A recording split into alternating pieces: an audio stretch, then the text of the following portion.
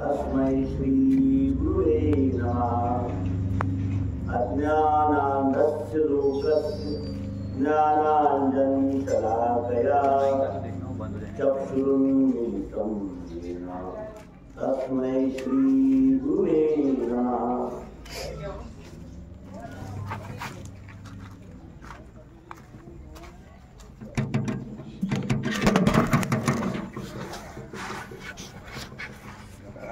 श्री संत ज्ञानेश्वर महाराजांच्या समाधी सोहळ्याच्या स्मृतीप्रित्यर्थ फ्रेंच कॉलनी रिव्हर्सर लेआउट मध्ये 7 दिवसाच्या हरिनाम संकीर्तन सप्ताहाच्या 5व्या दिवशी ज्ञानेश्वरीच्या निरूपणाला आपण आरंभ करीत आहोत। ज्ञानेश्वर महाराज यांच्या समाधी सोहळ्याचा जो उत्सव आपण काल साजरा केला, तो उत्सव साजरा करण्याच्या मागे काय उद्देश आहे हे जाणणं म्हणजे अध्यात्माचा पाया रचणारे ज्ञानदेवे रचिला पाया तुका झाला से कळस असं जे आपण म्हणतो।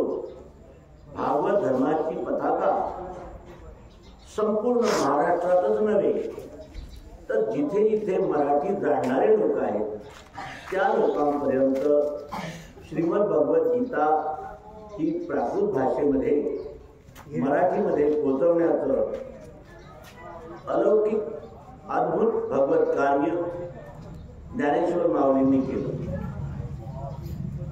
लोपले ज्ञान जगी शीत नेणकी कोणी अवतार पांडुरंग नाव ठेविले ज्ञानी।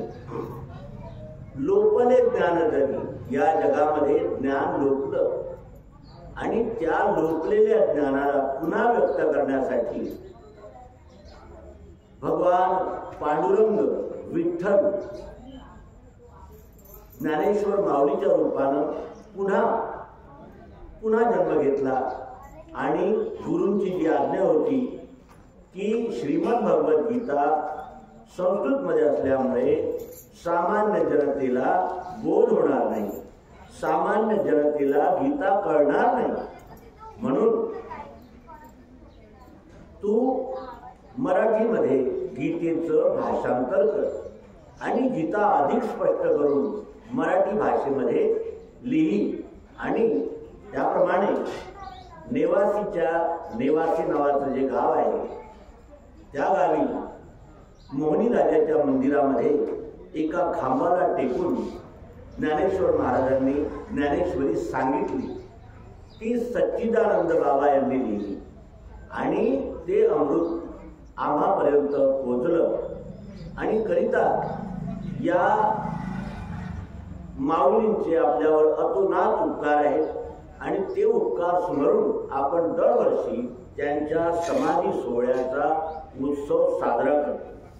आणि का बरं असं करतो आपण तर सर्वाघटी राम देहादेही एक सूर्यप्रकाशक सहस्त्ररश्मी, तो एकच परमात्मा सर्व घटामध्ये लहान मोठा थोर किंवा नगण्य सर्वांमध्ये तो एकच परमात्मा व्याप्त आहे।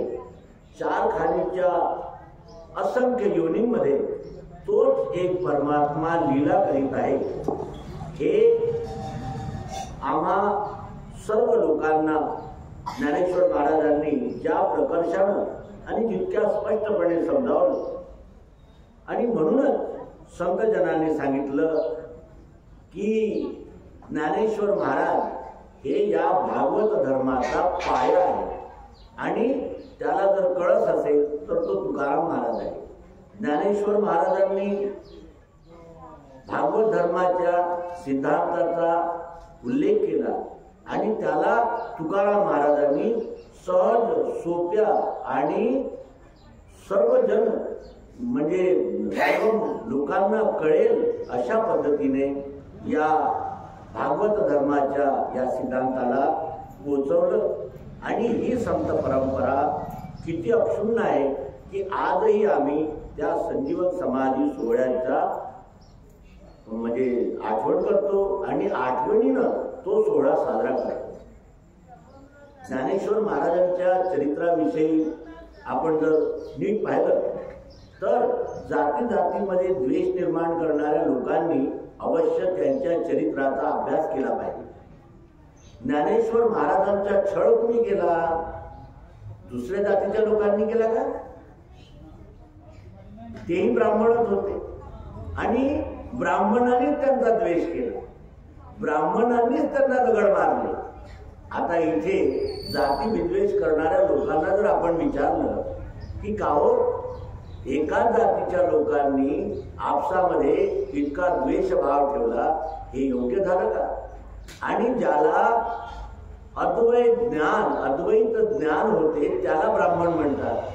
तर ज्या लोकांनी एवढं अनमोल ज्ञान देणाऱ्या ज्ञानदेवांचा, निवृत्तीनाथांचा, सोपानदेवांचा, मुक्ताबाईचा द्वेष केला, त्यांना ब्राह्मण म्हणता येईल का? एखाद्या जातीमध्ये जन्म घेतल्यानं त्याला ब्राह्मण म्हणता येईल का? भगवद्गीतेच्या 18व्या अध्यायामध्ये भगवान श्रीकृष्ण ब्राह्मण, क्षत्रिय, वैश्य आणि शूद्र यांची व्याख्या करतात. ते असं म्हणत नाही की ब्राह्मण जातीमध्ये जन्माला आला म्हणजे तो ब्राह्मण होतो, असं पुढे म्हटलंय का त्यांनी? त्यांनी म्हटलं की जे 9 कर्म आहेत हे ज्याच्यामध्ये असेल तो ब्राह्मण आहे. मग तो कोणत्याही जातीचा असो, पंथाचा असो, कुळाचा असो, भाषेचा असो, कुणीही असो, ज्याच्यामध्ये हे 9 गुण आहेत, 9ही नाही 5ही आहे, 5 नाही 3ही आहे, तरी तो ब्राह्मण आहे. आणि ब्राह्मणाचं काम आहे ज्ञान विज्ञान देणे आणि घेणे. क्षत्रियामध्ये 7 गुण असले पाहिजे. ज्याच्यामध्ये 7 गुण आहे तो क्षत्रिय आहे, ज्याच्यामध्ये 3 गुण आहे तो वैश्य आहे, आणि ज्याच्यामध्ये एकच गुण आहे तो शूद्र आहे. आपल्या स्वभावाने, आपल्या गुणाने आणि आपल्या कर्माने या विश्वरूप परमात्म्याची सेवा करणे म्हणजे भक्ती होय, हे सांगणारे ज्ञानेश्वर महाराज. आणि त्यांचा छळ करणारे हेही ब्राह्मण. तर खरा ब्राह्मण कोण? खरा ब्राह्मण ज्ञानेश्वर महाराज, ज्यांनी ज्ञान विज्ञान प्राप्त करण्यासाठी अतोनात त्रास सहन केला. आणि एवढा त्रास सहन करूनही त्यांच्या साहित्यामध्ये एकच शब्द आहे, तो म्हणजे खड. दुसरा एकही विद्वेषाचा किंवा ज्याला आपण म्हणतो की मतभेदाचा एकही शब्द नाही. इतकं सहन करून या भोळ्या बाबळ्या जनतेचे अपराध क्षमा करणे केवढं मोठं हृदय असेल. आणि 21 वर्षाचा युवक इतकं अद्भुत ज्ञान देतो. आपण जर ज्ञानेश्वरी वाचली तर आपल्या लक्षात येतं की या माणसाचं वय किती असेल. 21 वर्ष की 21,000 वर्ष की 21 लाख वर्ष, याच्यामध्ये त्यांनी जे ज्ञान दिलं, त्या उपमा उत्प्रेक्षांचा उपयोग केला. त्या उपमा उत्प्रेक्षा आपल्या कल्पनेच्या बाहेरच्या आहेत.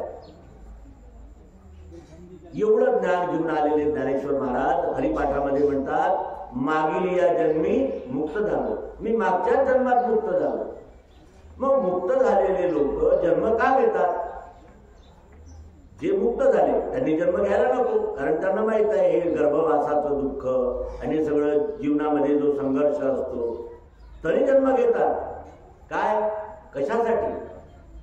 लोककल्याणासाठी. ते येतात आणि आपल्याला वासनेद्वारे जन्म आहे, तर त्यांनाही वासना आहे. त्यांना वासना कशी आहे? या सर्वसामान्य लोकांपर्यंत श्रीमद भगवद्गीतेचं ज्ञान गेलं पाहिजे, ही तळमळ आहे. आणि या तळमळीनं ते जन्म घेतात. आणि जन्म घेण्यासाठी 9 महिने गर्भवासाचं दुःख सहन करतात. आणि आपण या क्षुद्र वासनांच्या नादी लागून वारंवार जन्म घेतो, वारंवार हे सगळं जरा व्याधींचं दुःख सहन करतो, प्रत्येक वेळी मृत्यूचं दुःख सहन करतो. आणि पुन्हा त्याच क्षुद्र वासनांचा पाठपुरावा करीत वारंवार जन्म घेतो. आणि हे जन्म मृत्यूचं चक्र आपलं थांबत नाही.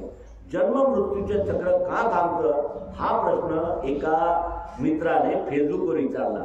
आता ओघामध्ये आपण त्याचं उत्तर देऊया. जसं नदीचं पाणी संथ वाहत आहे तर तिथे बुडबुडे निर्माण होतात का? नाही होतात का? कारण संथ वाहत आहे. आणि जर ती खळखळ बडबड करत जर वाहत असेल तर तिथे लहरी बुडबुडे निर्माण होतात.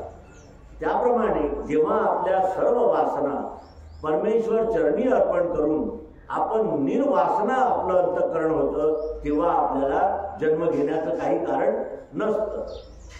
आणि जेव्हा जन्म घेण्याचं कारण नसतं तेव्हा मग जन्म घेणं न घेणं हे आपल्या अखत्यारीत असतं, आपल्या अधीन असतं. जन्म जसं जेलमध्ये एक जेलचा अधिकारी आहे, जेलमध्ये अधिकारी आहे, तोही रोज जेलमध्ये जातो, पण त्याला तिथे डांबून ठेवलं जातं का? आणि कैदी आहे त्यांना जेल एकच आहे, पण एक स्वतःच्या इच्छेनं जातो आणि एकाला पोलीस बांधून देतात. किती अंतर आहे? जन्म घेण्यामध्ये किती अंतर आहे? एक आला तो स्वतंत्र आहे आणि दुसरा आला तो बांधल्या गेलेला आहे. आणि हे बांधण्याचं आणि मुक्त होण्याचं कारण काय आहे? श्रीमद भगवद्गीतेमध्ये भगवान श्रीकृष्ण म्हणतात की मन एव मनुष्याणाम कारणबंधन मोक्षयो बंधस्य विषयासंगी निर्विषयम तथा मनाः. जो विषयाच्या संघामध्ये लागला आहे, जो विषयाचं ध्यान करतो त्याला ते विषय बाधित होतात आणि ते या मनाद्वारे आपल्या आत्म्याला वारंवार शरीर धारण करण्यासाठी बाध्य करतात. म्हणून अगोदर आणि ज्ञानेश्वर महाराज या ज्ञानेश्वरीच्या रूपाने सांगतात की जोपर्यंत तुमची इंद्रिय मन आणि बुद्धी एकाग्र अनुशासित आणि ज्याला आपण म्हणू की अद्वैत ज्ञानामध्ये स्थित होत नाही तोपर्यंत हे जन्म मृत्यूचं चक्र थांबत नाही आणि हे बाह्य मार्गाने थांबवता येत नाही. आपली आपण करा सोडवण, स्वतःची सोडवण स्वतःच करावी लागते. आणि ते कधी होते?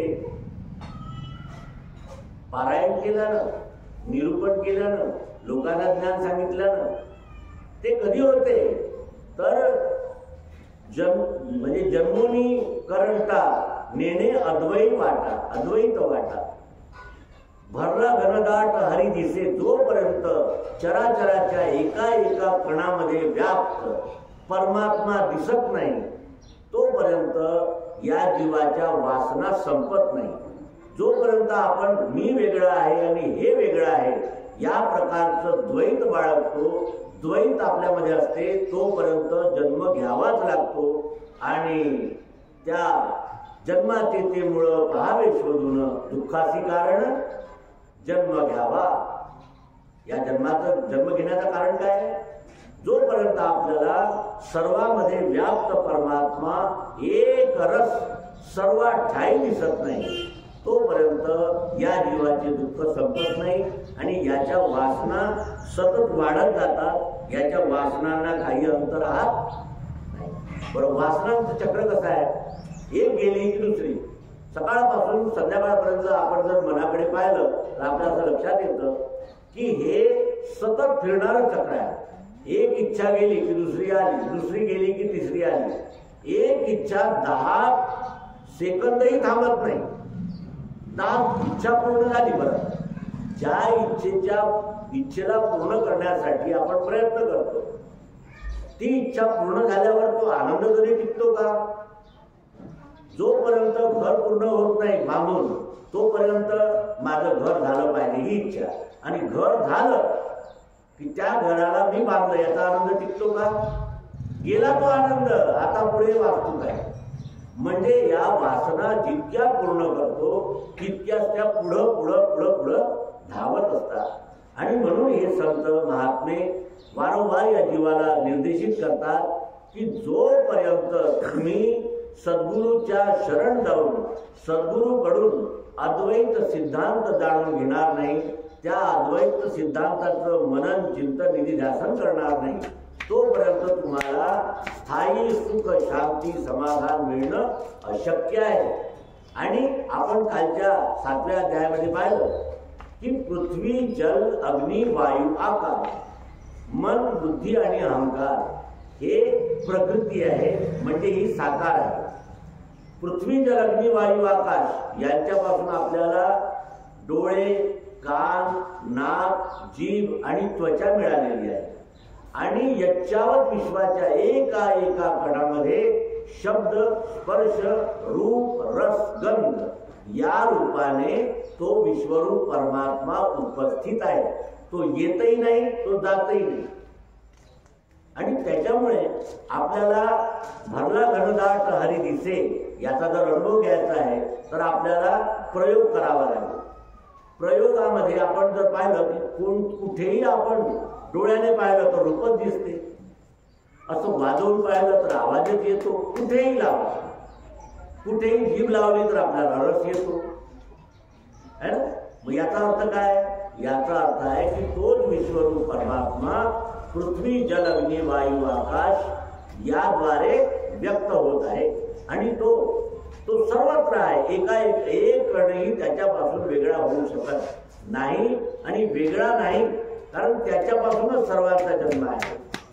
आदि अनादि तो परमात्मा, हा विश्वरूप परमात्मा निर्माण करतो, पालन पोषण करतो आणि शेवटी एका क्षणी जसं ते एक म्हणजे जीव आहे, तो जीव स्वतः जन्माला घालतो आणि स्वतःच आपल्या पिलांना गिळून घेतो, त्याप्रमाणे हे चक्र आहे. आणि या चक्रातून जर सुटायचं असेल तर सद्गुरूच्या म्हणजे शरणागत झालं पाहिजे. सद्गुरूला शरण गेल्याशिवाय या जीवाला म्हणजे याची तळमळ शांत होणार नाही आणि त्याला शांती प्राप्त झाल्याशिवाय अखंड समाधान प्राप्त होणं कठीण आहे, नवे अशक्य आहे. कारण शब्दाने समाधान होत नाही, ते समाधान अनुभवाने होतं. आणि नंतर मन, बुद्धी आणि अहंकार आपण पाहिला. मन हे रजोगुणापासून निर्माण आहे, बुद्धी ही सत्वगुणापासून निर्माण होते आणि अहंकार हा साक्षात तमोगुण आहे. तर हे सत्वगुण, रजोगुण, तमोगुण या पृथ्वी, जल, अग्नी, वायू, आकाश या पंचतत्वांना क्रियाशील करतात आणि याप्रमाणे हे प्रकृतीचं चक्र आहे. जसं आपल्याला जर जन्म घ्यायचा आहे तर आईशिवाय आपला जन्म होईल का? नाही होणार. आईची गरज आहे. आई असेल तर बाळाचा जन्म होतो. त्याप्रमाणे तो विश्वरूप परमात्मा या प्रकृतीद्वारे व्यक्त होतो. ही आपली आई आहे प्रकृती, आणि आपण तिच्यासोबत कसं वागतो आहोत? आपल्या आईसोबत आपलं वागणं कसं आहे? आपण अनेक प्रकारची खतं टाकली, अनेक प्रकारचे रसायनं टाकून त्या पृथ्वी मातेला आणखी उत्पादन पाहिजे, आणखी जसं गाईनं जास्त दूध दिलं पाहिजे म्हणून तिला लोक इंजेक्शन देतात. पण तिच्यामध्ये त्या इंजेक्शनाद्वारे जे परिवर्तन येतात, त्या दुधामध्ये जे रसायनं येतात, त्यानं किती मोठे मोठे रोग होतात. आपण पृथ्वीला प्रदूषित केलं, पाण्याला प्रदूषित केलं. पाण्याला प्रदूषित केलं ना. पाण्याला जर प्रदूषित केलं नसतं, ते जे जिथून पाणी येते तिथे त्या जलशुद्धीकरण केंद्र निर्माण झाले असते का? म्हणजे आपण पृथ्वीलाही खराब केलं, पाण्यालाही खराब केलं. आणि वायूला लोक टायर जाळतात, लोक वायर जाळतात. किती मूर्खपणा आहे हा. 4 पैशाच्या लोभासाठी लोक वायर जाळतात आणि त्या वायर जाळण्यापासून जे म्हणजे विषारी धूर निघतो, विषारी वायू निघतो, तो वायू आपल्या फुफ्फुसात जाऊन काय करीत असेल याची कल्पना? आज कारखान्यामधून किती धूर निघतो. म्हणजे आपण पृथ्वी खराब केली, जलही खराब केलं, वायू खराब केला.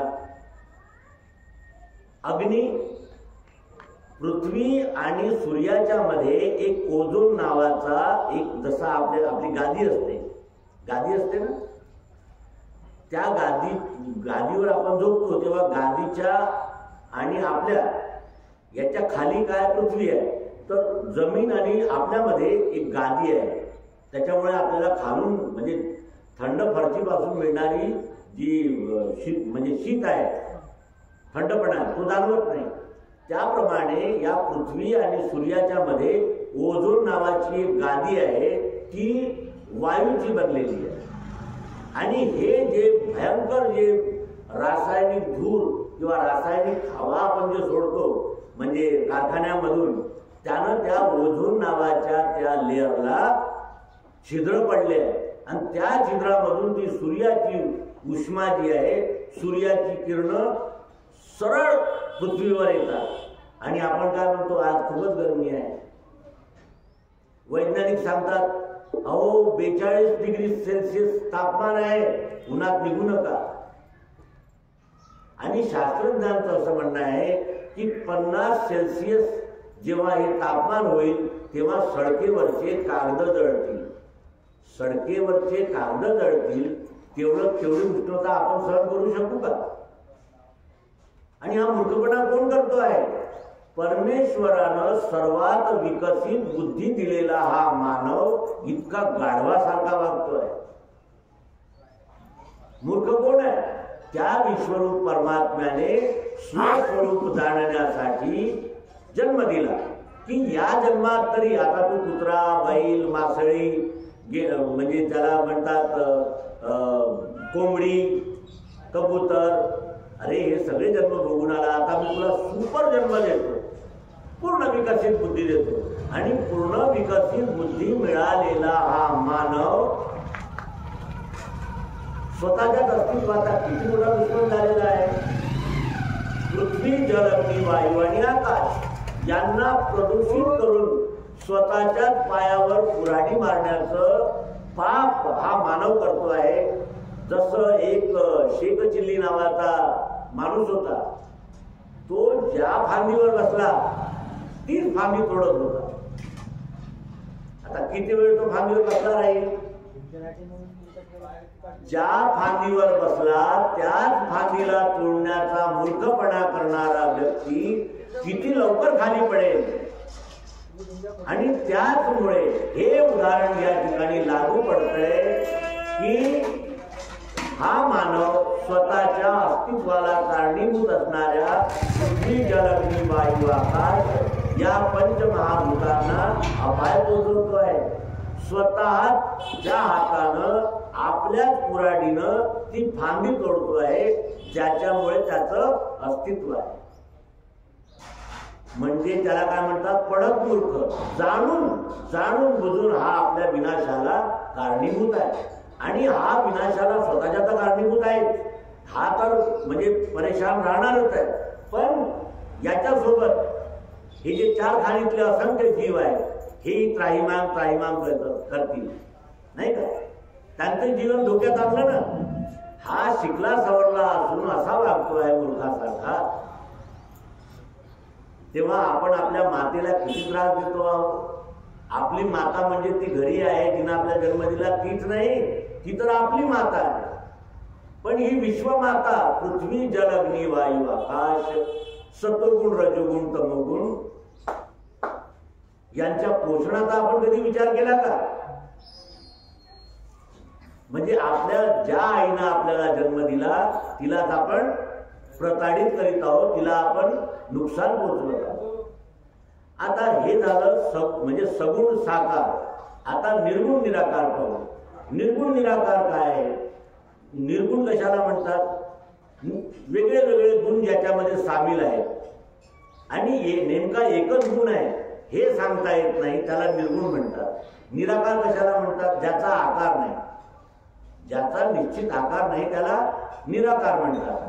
आता आपण निराकार आणि निर्गुणाची व्याख्या म्हणजे स्पष्टीकरण पाहू. हा माईक दिसतो पण याच्यामध्ये जे प्रियत्व आहे ते आपल्याला कधी दिसते? जेव्हा त्याचा उपयोग करतो, बरोबर आहे? याच्यामध्ये प्रियत्व आहे, चाहत आहे, उपयोगी आहे. याच्यात नाही का? याच्यात प्रत्येक आकारा प्रकारामध्ये ते अस्तिभाती प्रियत्व रूप निराकार आत्मा उपस्थित आहे.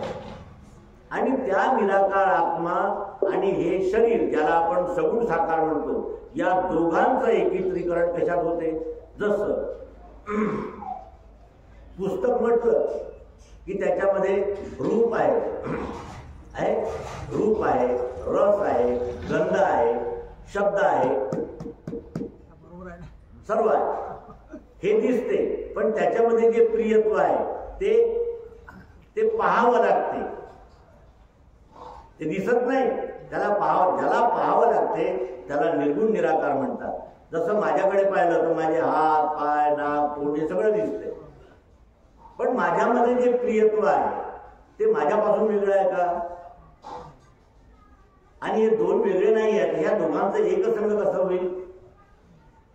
नामासी विमुख तो नर पापिया, हरिवीण धावया न पवे कोणी. नाम हे वस्तुदर्शक संज्ञा आहे. आता आपण नाम म्हटलं तर मग कोणी जय गजानन म्हणतात, राधे राधे, जय श्रीकृष्ण.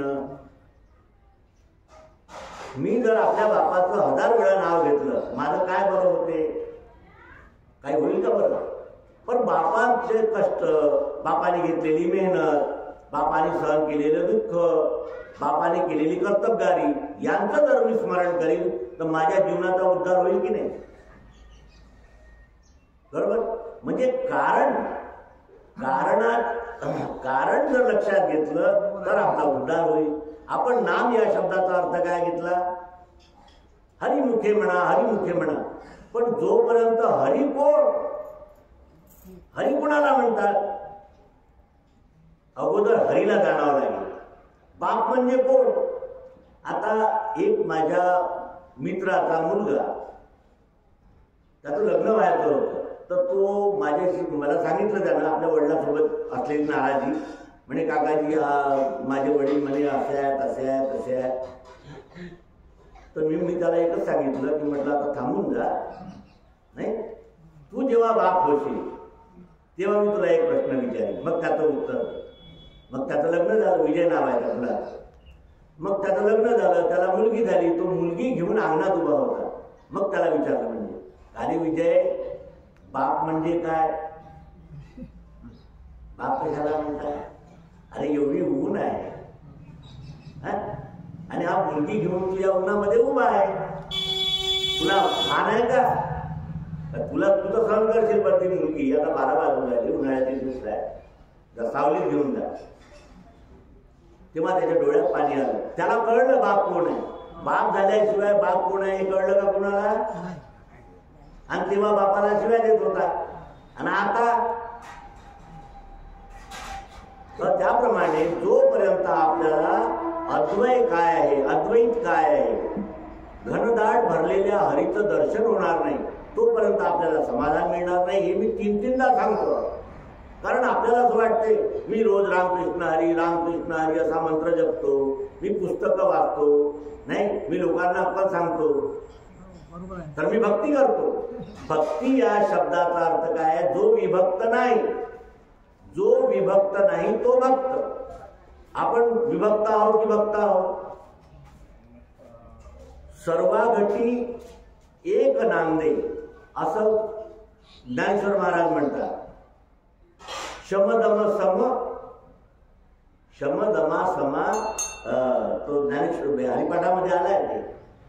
सर्वाघटी राम देहा देही एक, सूर्यप्रकाश सहस्ररश्मी. सर्व घटामध्ये एकच परमात्मा आहे असं आपण म्हणतो. आणि कोंबडे वगैरे कापताना आपल्याला काय वाटते? तेव्हा हे लक्षात येतं का? सर्वाघटी राम देहादेही एक. सुनेसोबत वागताना आपलं हे भान आहे का की जो परमात्मा इथं आहे तोच परमात्मा तिथं आहे? हे आपल्याला कधी जाणवते का? शेजाऱ्याबरोबर द्वैताचे व्यवहार करताना आपल्याला हे भान राहते का की जो विश्वरूप परमात्मा म्हणजे पिंड रूपाने या ठिकाणी उपस्थित आहे, तोच पिंड रूपाने परमात्मा या शेजाऱ्यामध्येही आहे. शेजाऱ्याचा द्वेष करणे आणि रामकृष्ण हरी, रामकृष्ण हरी, मनामध्ये छल, कपट, बेईमानी, धोकेबाजी, गद्दारी, जसं आतमधून त्या लाकडाला कीड लागलेली आहे आणि वरून आपण त्याला पॉलिश मारला आहे. पॉलिश मारल्यानं त्या लाकडातली कीड मरून जाते का?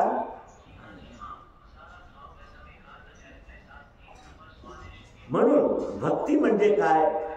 ज्ञान आणि कर्म हे दोघेही जेव्हा एका ठिकाणी येतात त्याला भक्ती म्हणतात. तसं रूप आणि गुण हे एका ठिकाणी आले त्याचं नाम असतं.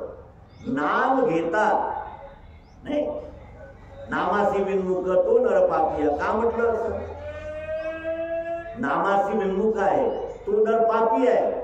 नामासी विन्मुख म्हणजे कुणाचं नाव? राम, कृष्ण, ज्ञानेश्वर महाराज, तुकाराम महाराज हे शरीरधारी मानव होते. मग त्यांचं नाव घेतल्यानं माझं कल्याण होईल का? शक्य आहे काय? मग त्यांचं नाव असं वारंवार का म्हणतात? रामकृष्ण हरी मंत्रा शिवाचा म्हणती जे वाचा तया मोक्ष. राम कृष्ण हरी असं म्हटल्यानं मोक्ष मिळतो. तर ते राम कोण, कृष्ण कोण आणि हरी कोण? शरीरधारी हे राम कृष्ण हरी. राम कृष्ण यांना आपण जाणतो, हरीला जाणतो का? मग हरीला जाणत नाही. हरिमुखे म्हणा, हरिमुखे म्हणा, हरिमुखे म्हणा असं का म्हटलं त्यांनी? हरिमुखे म्हणा शब्दाचा अर्थ आहे हे नेहमी लक्षात ठेवा की हरीशिवाय, हरी जाणल्याशिवाय राहू नका. आठवण ठेवा, हरिमुखे म्हणा. आपण जे मुखानं म्हणतो त्याची आपल्याला आठवण राहते. नुकळ हरिमुखे म्हणा, हरिमुखे म्हटल्यानं काही हरी कळत नाही. ज्यानं हरीला जाणलं आहे त्या सद्गुरूच्या चरणी आपण आपला संपूर्ण अहंकार समर्पित केल्याशिवाय आणि त्याने दिलेल्या तत्वज्ञानाने स्वतःचं मनन चिंतन निधिध्यासन केल्याशिवाय या जीवाला स्थायी शांती मिळणं अशक्य आहे. आणि मग सद्गुरु राये कृपा मदत केली किंवा सद्गुरु सारिखा असता पाठी राखा इतरांचा लेखा पूर्ण करी. ज्याला माहित आहे तो सांगेल ना, ज्याला माहित नाही तो काय सांगणार? आणि ज्ञानेश्वर महाराजांचं एक आणखी वैशिष्ट्य असं आहे की 6 शास्त्र, 18 पुराण, 108 उपनिषद यांच्यामध्ये काय, यांच्यामध्ये हे ज्ञान नाही आहे का? ज्ञान वेगळं वेगळं आहे का? हे तर ज्ञान सांगितलेलं आहे पण ते शब्दामध्ये आहे, हे अनुभवामध्ये. आणि शब्दाने कधी कुणाचं समाधान होत नाही. पाणी पाणी म्हटल्यानं माझी तहान जाईल का?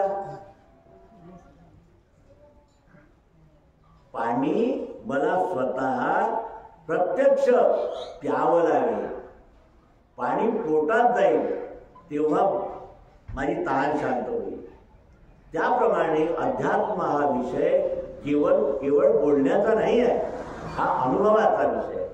अनुभवी जाणती, अनुभवाशिवाय या जीवाला शांती तृप्ती मिळणार नाही.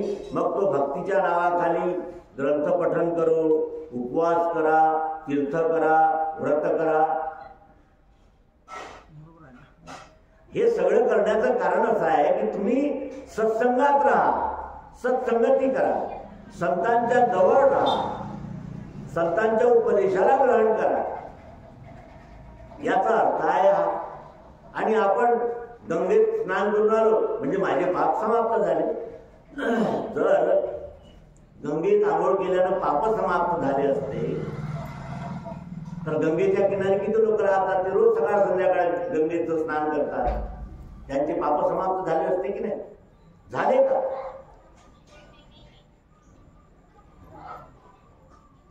स्नान केल्यानं पाप नाही समाप्त होत. जळतील पापे जन्मांतरीची पाप गंगेत स्नान केल्यानं नाही जळत, सत्संगती केल्यानं जळत. संतांची संगती मनोमार्गगती, आकळावा श्रीपती येणे बनते. मी तुला पापापासून मुक्त करीन. भगवान श्रीकृष्णजी गीतेमध्ये अर्जुनाला म्हणतात, मी तुला सर्व पापापासून मुक्त करीन. याचा अर्थ काय? मी तुला सर्व पापापासून मुक्त करीन. केव्हा? जेव्हा सर्व घटी राम देहादेही एक, सूर्यप्रकाशक सहस्र रश्मी याचा अनुभव तुला येईल, तेव्हा मग तू पापाची इच्छा समाप्त होईल. हा हात माझा आहे, हा हात माझा आहे ना, एका हातानं चाकू घेऊन मी आपल्या हाताला कापीन का? इच्छा होईल का माझी? कारण ज्याची जी वेदना होईल ती कुणाला होईल? मलाच होईल. एकच परमात्मा कणाकणामध्ये प्रत्येक पिंडामध्ये उपस्थित आहे आणि हे अनुस्यूत आहे. नाही, हे वेगळं वेगळं करताच येत नाही. जर पावसाळा नाही आला तर पिकं येतील का? बरं, ही जी थंडी आहे, ही थंडी नाही आली तर तो गहू भरेल का? बरं, उन्हाळा नाही आला तर काय होईल? ती पिकं सडणार नाही का? उन्हाळा, हिवाळा, पावसाळा हे एकाच चक्राचे 3 विभाग आहेत. वेगळे वेगळे आहे का? वेगळे वेगळे करता येतील का? जसं आता थोडा पाऊस आला तर थंडी वाढेल. पाऊस नाही आला, नव्हता आला तर थंडी होती का?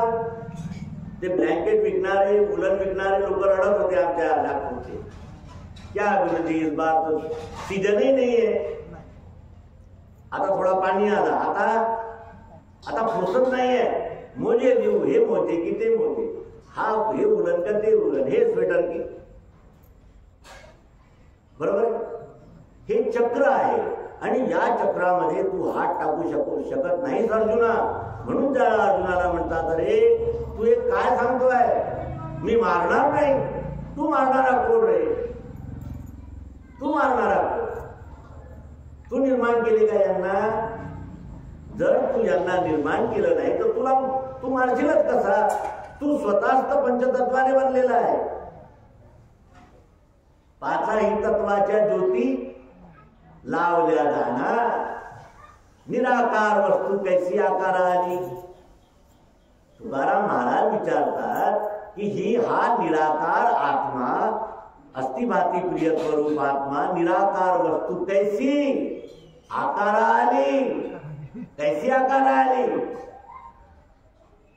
या प्रकृती मातेनं या निराकार म्हणजे आत्म्याला शरीर दिलं. बापानं नाही दिलं. बापानं तर बीज टाकलं, पण त्या बीजेचा विस्तार कोणी केला? मातेनं केला. तर बाप आणि आई वेगळी केली तरी जन्म होईल का? त्याप्रमाणे ही साकार प्रकृती आणि निराकार आत्मा हे जेव्हा एकत्र येतात तेव्हा या सृष्टीचं निर्माण होते. तर याप्रमाणे भगवंताने अर्जुनाला उपदेश केलाय. आपण 9वा अध्याय पाहिला. 9व्या अध्यायामध्ये अक्षर आत्मा, जो चाहत जरूरत प्रिय स्वरूप आत्मा आहे, तो आत्मा या प्रकृतीमध्ये कसा व्याप्त आहे याचं मार्गदर्शन भगवान श्रीकृष्णजीने केलं. आता 9व्या अध्यायामध्ये प्रवेश करूया. 9व्या अध्यायाची सुरुवात आहे. तरी अवधान एक वेळे दिजे, मग सर्व सुखासी पात्र होईजे, हे प्रतिज्ञोत्तर माझे उघड ऐका. ज्ञानेश्वरी असा ग्रंथ आहे की एका ओवीवर असं उदाहरण आहे की ओम या शब्दावर 6 महिनेपर्यंत संत एकनाथ महाराज बोलले होते. 6 महिने म्हणजे 6 महिने रोज ते ओम या शब्दाचं स्पष्टीकरण करायचे. ओम नमोजी आद्या वेद प्रतिपाद्या जय जय स्वसंविद्या आत्मरूपा. तर याचं विश्लेषण करण्यासाठी सर्वप्रथम आपल्याला मुळाला जाणावं लागेल आणि त्या मुळाला जाणण्यासाठी तुम्ही जागृत राहा असं या ओवीमध्ये भगवान श्रीकृष्ण, भगवान पांडुरंग, भगवान विठ्ठल नाव ठेविले ज्ञान. अवतार पांडुरंग नाव ठेविले ज्ञानी आरती ज्ञानराजा. आपण निव्वळ आरती म्हणतो, पण त्याच्यामध्ये जे गुह्य आहे, पाचही तत्वाच्या ज्योती लावल्या जाणार, किती वेळा म्हटलं असेल आपण, पण हे 5 तत्व कोणते आहे याचा कधी विचार? म्हणजे निव्वळ आपण तोंडाने बडबड करतो आणि मी मोठा भक्त आहे, माझ्यासारखा कोणी नाही या जगामध्ये, मी तर रात्र दिवस भजन करतो, पण कधी हे लक्षातच येत नाही की काय म्हणतात, काय सांगतात आहे.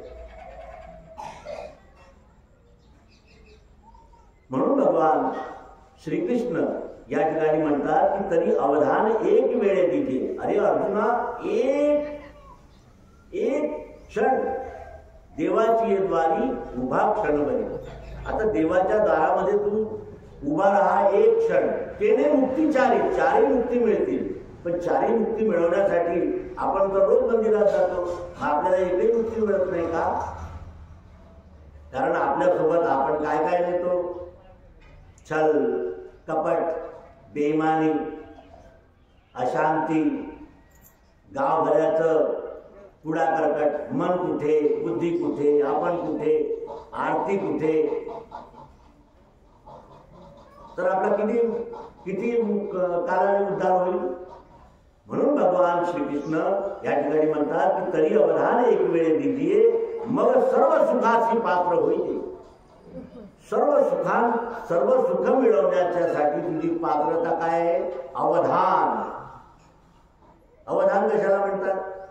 लक्ष. जसं मी एखाद्या चिंतेमध्ये आहे, मी एखादी काळजी करतो आहे, एका ठिकाणी बसलो आहे, माझ्या समोरून दिलीप कुमार गेला काय आणि तुमच्या गावचा सरपंच गेला काय, मला जर विचारलं कोणी बाबाजी तू सरपंच साहेब गेले का, मी काय म्हणेन? माहित नाही बाबा गेले असतील का नाही. का बरं? तिथेच बसलो होतो ना मी. पण अवधान नव्हतं माझं. अवधान होतं का? मी आपल्या चिंतेमध्ये मग्न होतो.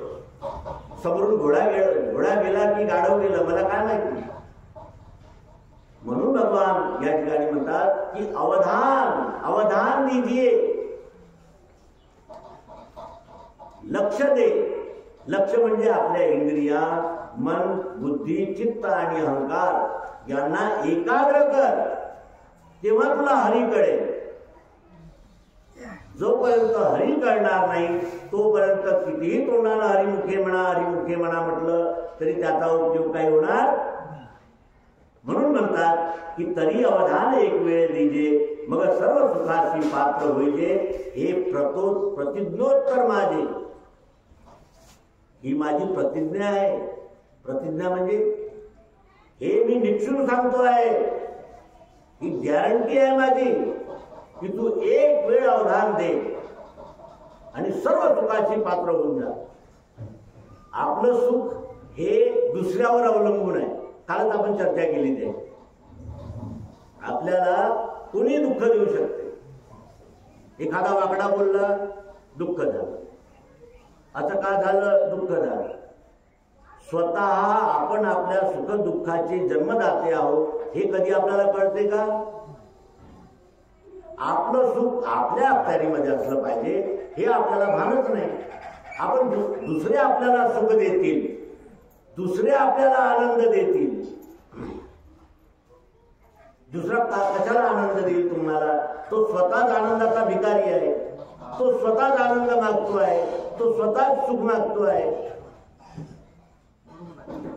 बरं, देवाजवळ जरी जातो आपण तरी एखाद्यानं असं म्हटलं का की देवा मोक्ष दे, मुक्ती दे, नाही कृतकृत्यता दे, माझ्या जन्माचं कल्याण कर, असं कधी म्हटलं का? देवा मला नोकरी दे, देवा मला घर होऊ दे, देवा मला गाडी होऊ दे. ज्या मुलासाठी नवस केला तोच मुलगा आपल्या बापाला वृद्धाश्रमात पाठवतो. मागतो काय? अरे दुःख मागतो. पण मला आत्मसाक्षात्कार होऊ दे असं कोणी म्हणते काय? की देवा मला आत्मसाक्षात्कार होऊ दे, माझा जन्म घेण्याचं सार्थक होऊ दे.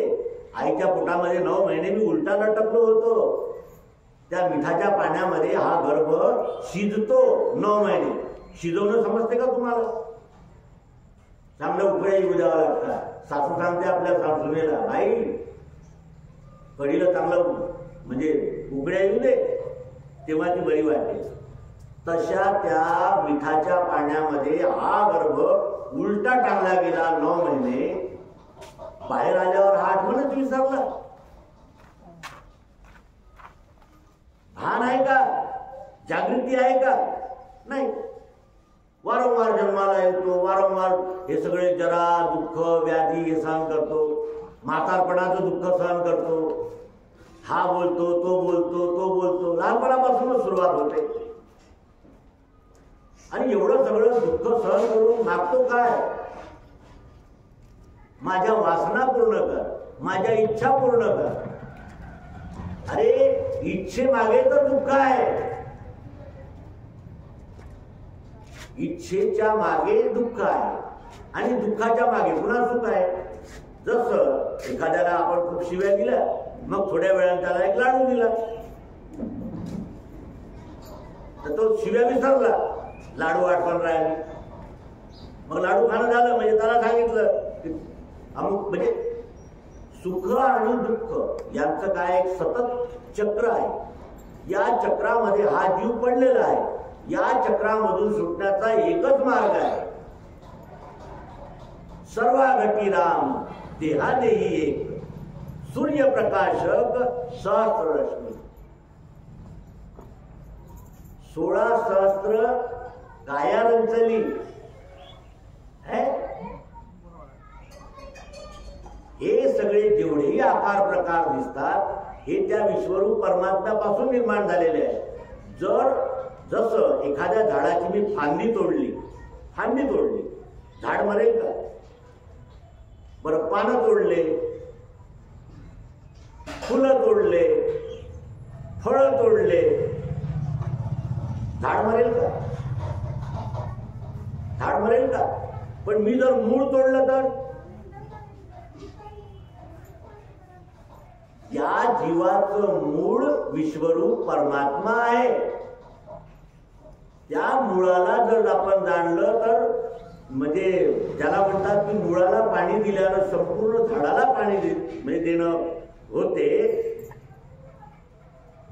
त्याप्रमाणे जोपर्यंत हा जीव आपल्या परमप्रकाशक विश्वरूप परमात्म्याला आत्मबोधाद्वारे जाणत नाही, तोपर्यंत याला स्थायी सुख शांती समाधान असं अशक्य आहे.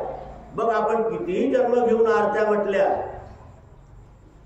कधीतरी आपण आरतीमध्ये स्तब्ध झालो का? आपल्याला तर खूप गडबड असते. 10 मिनिटात हरिपाठ उरकला पाहिजे.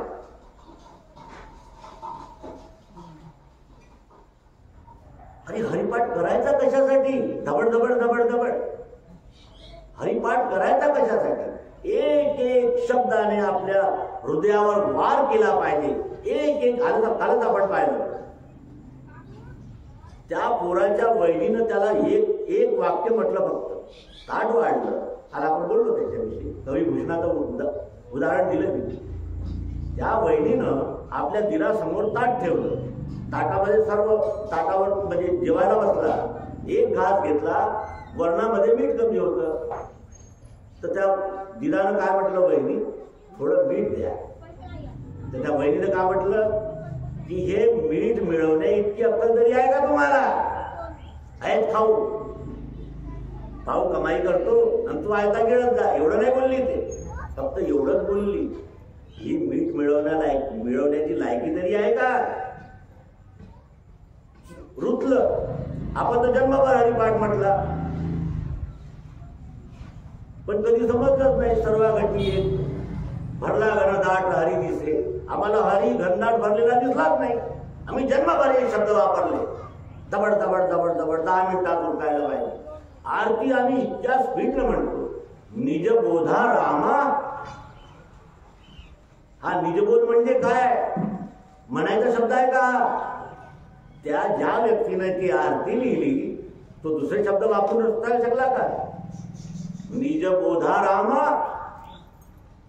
राम प्रतिमेत आहे का? निजबोधात आहे. निजबोध रामा. निजबोध म्हणजे, निज म्हणजे मी, मला बोध झाला पाहिजे रामाचा. हे बोलणं याच्यासाठी नाही आहे की तुम्हाला मी काही दूषण देतो आहो, की तुम्हाला काही वाईट म्हणतो आहो, की तुमच्याशी माझं काही वैर आहे, याच्यासाठी मी बोलतो आहे का? मी अरे 10 अभंग नका म्हणू, रोज नका म्हणू. एकदाच म्हणा, सर्व घटी व्यापक माझे सद्गुरू माऊली. एकदाच म्हणा, पण हळूहळू म्हणा. हृदयामध्ये जागा करा. ते शब्द आतमध्ये फिट झाले पाहिजे. जसं त्या दिराला त्या वहिनीचा तो शब्द लागला, तसा एक एक शब्द लागण्यासाठी मोजकी अभंग रचना केलेली आहे. म्हणून नामदेव महाराज म्हणतात, नामा म्हणे ग्रंथ श्रेष्ठ ज्ञान देवी, एक तरी ओवी अनुभवावी. अध्यात्म हे फॅशन आहे का? नाही केलं आपण तर त्या देवाचं काही बिघडते का? अध्यात्म कुणासाठी? जीवासाठी. जीवाचं कल्याण होणार नसेल तर असे हजारो शब्द आम्ही करू तरी आमचा उद्धार होणार नाही. हा, मान सन्मान मिळेल, मान सन्मान मिळेल. तो मान सन्मानही तेवढाच मिळेल जोपर्यंत तुम्ही आहात. गुरुनुले महाराजांसारखी फोटो लागेल का? गुरुनुले महाराजांसारखी फोटो लागण्यासाठी त्यांनी जे सहन केलं, जे आपल्या ध्येयाला जागून त्या ध्येयाच्या पूर्तीसाठी रात्रंदिवस राबले, बरोबर आहे? अरे स्वतःचा तर उद्धार केलाच, पण आपल्यालाही उद्धाराचा मार्ग दाखवला. हा जर उत्सव नसता तर आपण हरिमुखे म्हणा म्हटलं असतं का? जेव्हा जिवंत असतो आपण तेव्हा तेव्हा काय काय सहन करावं लागलं त्या माणसाला, आहे ना? सर्वात अगोदर या मंडपात येणारी व्यक्ती म्हणजे गुरुले महाराज. माईक सुरू करायचा आणि तासभर एकच सांगायचं, लवकर या, लवकर या, आता कार्यक्रमाला सुरुवात होत आहे. बरोबर? कधी स्वतःचा मान सन्मान, मी अमुक आहे.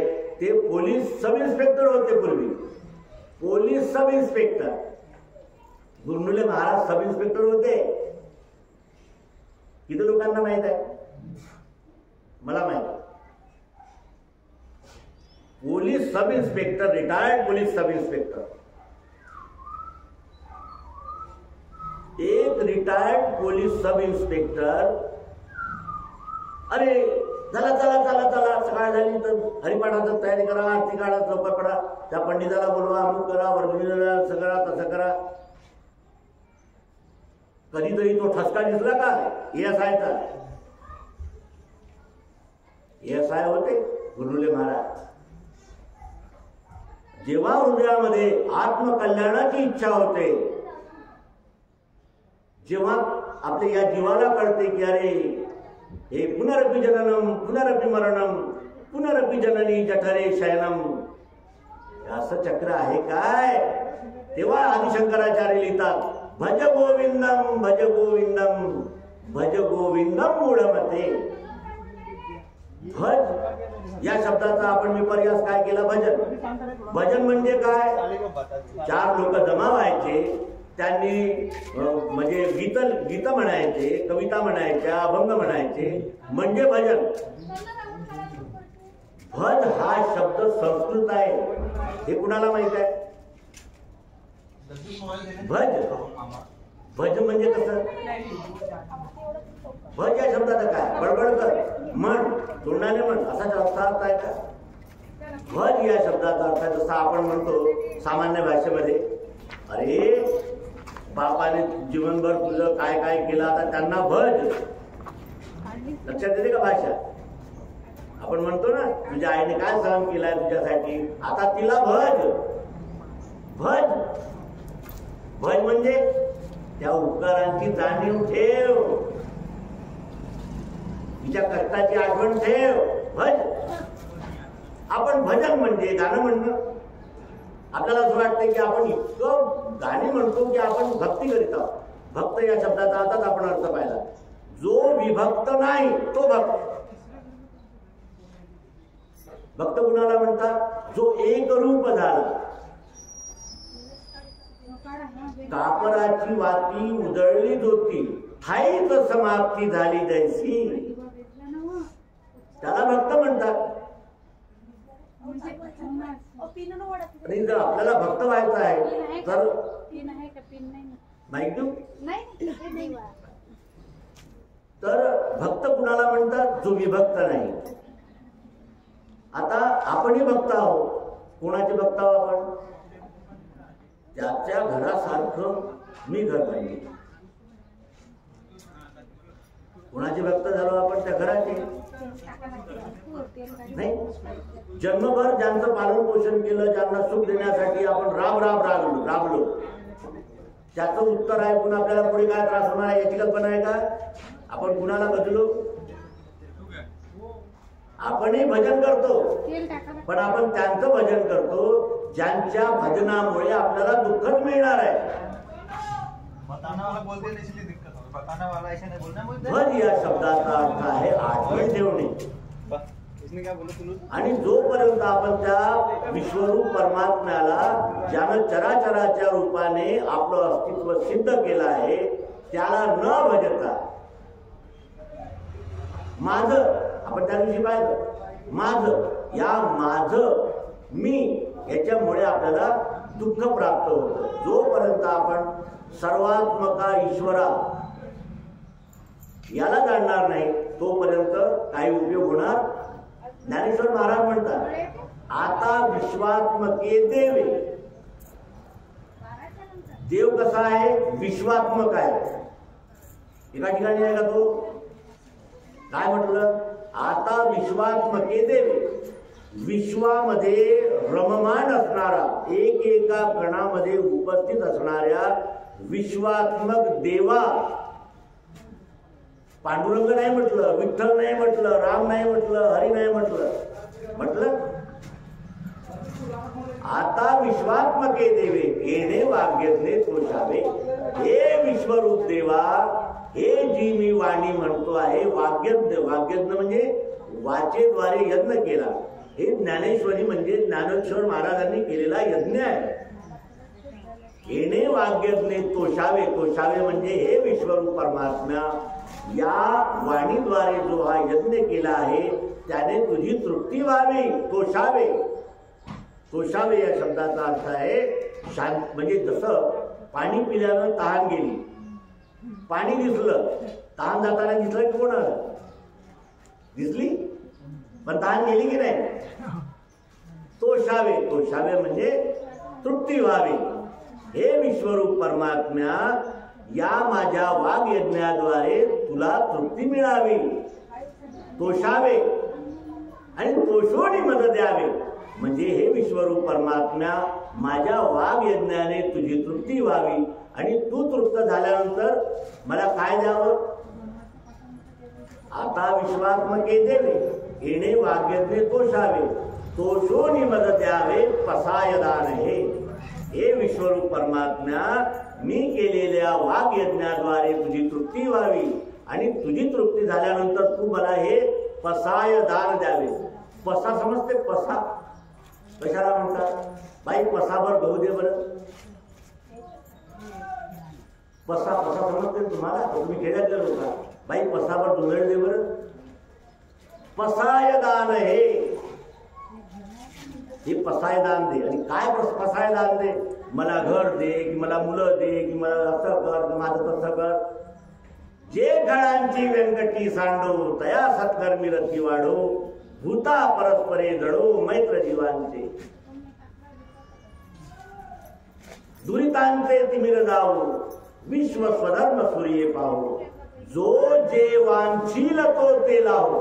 असा एक तरी संत आहे का ज्यानं असं म्हटलं असेल की जे ज्याची वासना असेल ते त्याला मिळो? माईक देऊ का ताई? माईक देऊ? तर जो जे वांछील तो ते लाहो. प्राणीदात. प्राणीदात माणूस नाही म्हटलं, प्राणीदात. मासळीला काय पाहिजे? पाणी. जो जे वांछील तो ते लाव. तुला वाईट वासना आहेत का? तुला वाईट वासना पूर्ण हो तुझ्या. जो जे वांछील तो ते लाव. पण खडांची व्यंकटी सांडो, तया सत्कर्मी रती वाढो. भूता परस्परे जडो, मैत्र जीवांचे. कारण तो सहस्त्र रश्मीने म्हणजे उगवलेला जो हा विश्वरूप परमात्मा हा सूर्य आहे, त्याची ही सर्व किरणं आहेत. विश्वरूप परमात्म्याची ही किरणं आहेत, हे सगळे जीव. म्हणून जो जे वांछील तो ते लाव प्राणिदात. चंद्रमेजे लांछन मार्तंड जे तापहीन, ते सर्वाही सदा सज्जन सोयरे होतू. म्हणजे जे संत महात्मे आहेत ते सर्वांना सोयरे हो. म्हणजे सर्वांचं मन जे आहे, सर्वांची बुद्धी संतचरणी म्हणजे सज्जनांच्या चरणी स्थिर व्हावी. हे मागणं तोच मागू शकतो ज्याला आत्मानुभव झालेला आहे. आणि आत्मानुभवासाठी सद्गुरूला शरण जाणं अनिवार्य आहे. आणि सद्गुरूला ओळखणं, आता लोक म्हणतात की आम्ही कसं ओळखायचं, आम्ही ज्या त्या बुवाची पूजा करतो, ज्या त्या बुवाला बोलावतो, ज्या त्या बुवाचा नमस्कार करतो. सद्गुरूची ओळख काय? तर सद्गुरूची एकच ओळख आहे, तुमच्या मनात जोपर्यंत सदिच्छा निर्माण होणार नाही, आत्मकल्याणाची इच्छा निर्माण होणार नाही, तोपर्यंत तुम्हाला सद्गुरू दिसणारच नाही. जसं मला तहान लागली आहे खूप. आता मला कुणी सांगितलं की बाबाजी हे सोनं घ्या, नाही ही चांदी घ्या, हे अमुक घ्या, हा माईक घ्या. मी काय म्हणेल त्याला?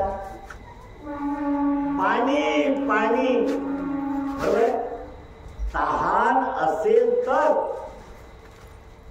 पाणी मिळेल का नाही? मला तहान लागल्यावर मी इथं पाहिजे, तिथं पाहिजे, तिथं पाहिजे, तिथं पाहिजे. पाणी मिळाल्याशिवाय मी शांत बसेन का? का बरं? आता पाण्याशिवाय दुसरं काही.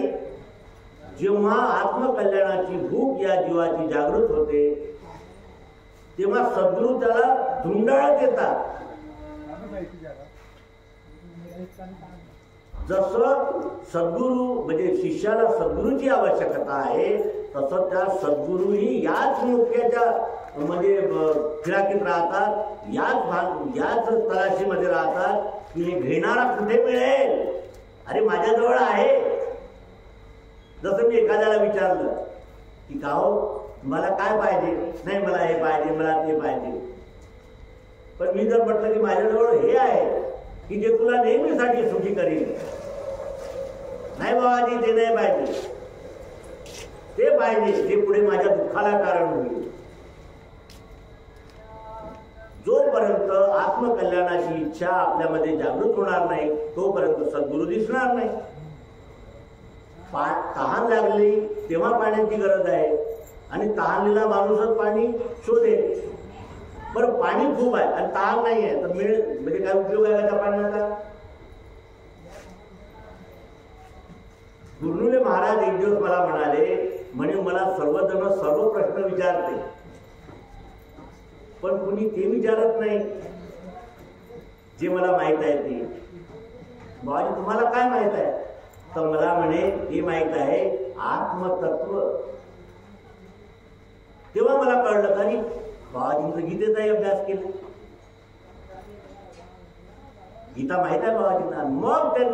मग मी त्याच्या म्हणजे रुळलो, तर मग ती अलमारी उघडली, मी त्या डायऱ्या पाहिल्या. तेव्हा मला कळलं की हे सब इन्स्पेक्टर ऑफ पोलीस महात्मे होते. पोलीसवालाही महात्मा होऊ शकतो.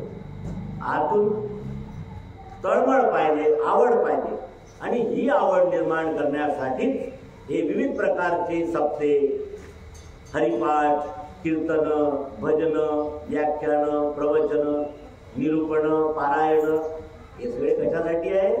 वळण लावण्यासाठी. जसे जसे आपलं अंतःकरण शुद्ध होत आहे, तसं या जीवाची आत्मकल्याणाची तहान जागृत होईल. तहान जागृत झाली की मग त्याला पाणी कुठे आहे हे सांगायची गरज नाही, तो स्वतः शोधून घेईल. बरोबर? आता पुढच्या अध्यायामध्ये आपल्याला विश्वरूप परमात्म्याचं प्रत्यक्ष यथार्थ दर्शन करवणारा अध्याय आहे विश्वरूप दर्शन योग, 11वा अध्याय. भगवंताला अर्जुनाने म्हटलं म्हणजे देवा आतापर्यंत तुम्हाला सर्व सांगितलं, तुम्हाला कर्म सांगितलं, ज्ञान सांगितलं, नाही तुम्हाला संन्यास सांगितला, तुम्हाला कर्म संन्यास सांगितला, आत्मसंयम सांगितला, सर्व सांगितलं. पण म्हणजे देवा आत्मा पाहता येतो का? काय बोलतो, मला तुम्ही आत्मा दाखवता का? हा प्रश्न आहे 11व्या अध्यायात. आता तुम्ही मला काही सांगू नका, मला आत्मा पाहायचा आहे. काय म्हणतो तो? मला आत्मा पाहायचा आहे. आणि आत्मा ज्यानं पाहिला तोच आत्मा दाखवू शकतो, बरोबर आहे. तर श्रीकृष्णाने त्याला काय सांगितलं? हे पहा, माझे अनंत रूप पहा, माझे अनंत डोळे आहे, माझे अनंत पोट आहे, माझे अनंत हात आहे, माझे अनंत पाय आहे, हे पहा.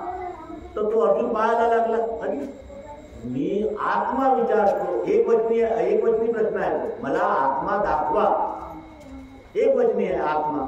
आणि हे श्रीकृष्ण म्हणतात, हे पहा, माझे अनंत रूप पहा, अनंत हात पाय नेत्र, हे सगळं माझं अनंत प्रकारचं वैभव पहा. अरे मी विचारतो आत्मा कुठं आहे? तुम्ही मला हे अनंत हात पाय, अनंत प्राणी मात्र, हे सगळे डोळे, कान, कुत्र्याचे डोळे, मांजराचे डोळे, किती डोळे असतील? माणसाचे डोळे, माकडीचे डोळे, हे माझे पहा, माझे हात पहा. या 84 लाख म्हणजे 4 खाणीच्या 84 लाख युनिटचे हात किती असतील हे पहा. तुम्ही मी एक वचनी प्रश्न करतो, तुम्ही मला अनेक वचनी उत्तर देता, बरोबर. तेव्हा भगवंत त्याचं जे समाधान करतात ते आपण उद्याच्या निरूपणामध्ये पाहू.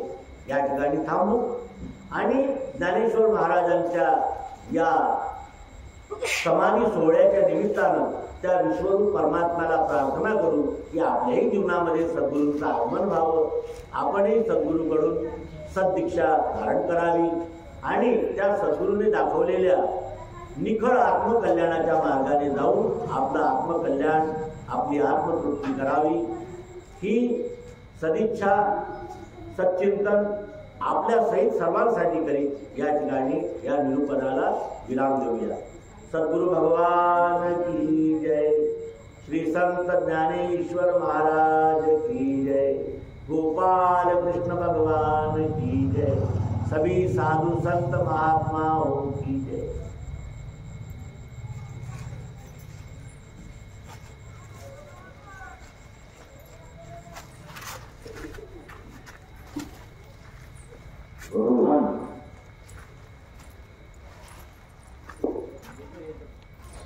कोणाला पाहिजे माहित? नाही आम्हाला माहिती आहे, आम्ही रांगोळी काढत होतो त्याला. मला असं वाटलं की माईकच मागत. नाही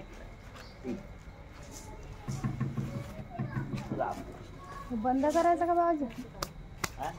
हे तुमचा मोबाईल आहे? मोबाईल तुमचा आहे का म्हटलं? हो. आणू? हो.